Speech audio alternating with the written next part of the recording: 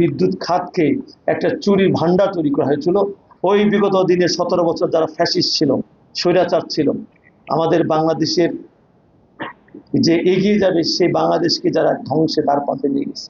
আজকে আমরা বিদ্যুৎ নিয়ে অনেক সমস্যা ভুগতেছি। এটার অন্যতম কারণ হচ্ছে বিগত 17 বছরে বিদ্যুৎ ক্ষেত্রে যেভাবে পুকুর চুরি হয়েছে, যেভাবে বিদ্যুতের বিভিন্ন কেন্দ্র তৈরি করার ক্ষেত্রে সে দলীয় লোকদেরকে সেখানে অন্তর্ভুক্ত করে যেভাবে বিদ্যুৎ খাতকে একটা চুরির ভান্ডার তৈরি করা হয়েছিল, আজকে কিন্তু আমরা সরকার গঠন করার পরে আমরা এটা বাস্তবতা আজকে এখানে ফেস করছি। যদিও বিশেষ করে ইরান, ইসরায়েল এবং আমেরিকার যে যুদ্ধ চলছে, সে হরমুজ প্রণালী বন্ধ হওয়ার কারণে আমরা অনেক ধরনের, শুধু আমরা নই, সারা পৃথিবী আজকে সমস্যার সম্মুখীন হয়েছে। কারণ সেই ক্ষেত্রে আমরা ইতিমধ্যে মাননীয় প্রধানমন্ত্রী উদ্যোগ নিয়েছেন, সরাসরি দেখভাল করেছেন এবং উনি জাতির কাছে দুঃখ প্রকাশ করেছেন এবং সকলের সহায়তা চেয়েছেন।